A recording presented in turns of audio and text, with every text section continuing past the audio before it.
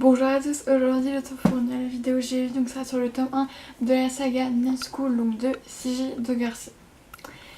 Donc ce livre, ça fait quelques temps que je l'avais, à peu près 2 mois, à peu près. Et en fait j'avais déjà commencé quelques chapitres, mais en fait je l'avais vite arrêté parce que je trouvais que ça n'avançait pas assez vite au départ. Mais vraiment j'avais arrêté trop vite, parce que pour moi c'est vraiment un véritable coup de cœur. J'ai entendu parler donc grâce donc à Héloïse donc du Instagram Un livre démo. Donc voilà, parce que c'est la saga coup de cœur tout ça, donc j'avais envie de le lire. Et je me suis vraiment mis à le lire. Et en fait à partir du moment où le décor est planté, alors là c'est vraiment là que voilà quoi, ce livre est tellement bien que je ne sais pas comment décrire en fait. Ça sort donc de Annie Sheridan, donc elle est dans un lycée en fait ça fait plusieurs fois qu'elle se fait arrêter par la police et du coup elle est virée de son lycée et ses parents décident de l'emmener à Cimmeria. Et donc c'est une grande école privée, tout ça. Et donc dans cette école privée il se passe des choses très bizarres, notamment dans la forêt juste à côté. Voilà, il se passe des événements très très bizarres et en fait on ne veut pas lui en parler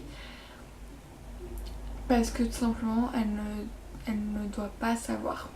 Et donc dans ce tome on apprend pourquoi elle a été acceptée dans cette école, parce que dans cette école ne sont acceptées que les personnes dont leurs parents ont déjà été dans cette école là, et elle ne sait pas pourquoi elle a été acceptée si vite. Surtout qu'elle a été acceptée pendant l'été, donc comme un stage d'été on va dire, c'est pas vraiment un stage mais bref, voilà. Donc normalement c'est que les élèves les plus performants, les plus intelligents, et du coup elle ne pense pas du tout être comme ça, du coup voilà elle va apprendre plein de petites choses.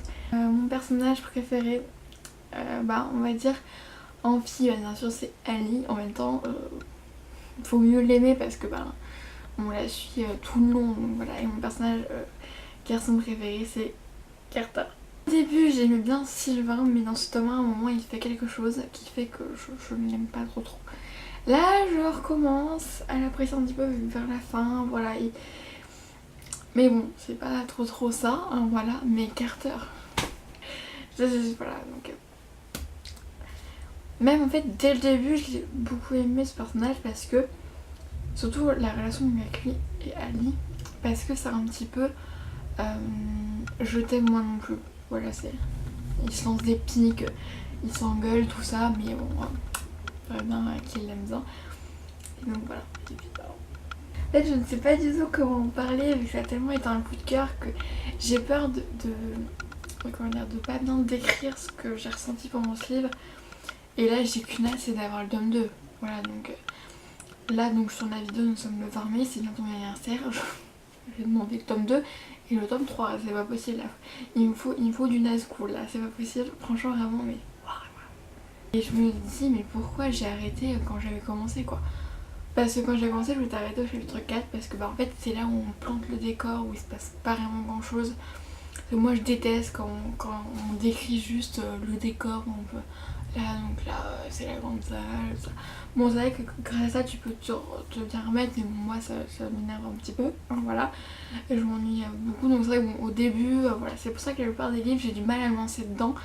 Parce qu'au début ils plantent le décor, tout ça, mais dès que l'action commence à arriver, là c'est parti, et vraiment ça va être un coup de cœur.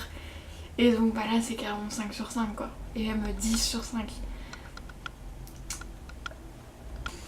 Vraiment je m'attendais pas du tout à ça. Bon c'est vrai que j'entendais beaucoup parce que étant donné que Héloïse en parlait comme quoi c'était la meilleure saga, tout ça, je me disais bon j'espère que je vais aimer.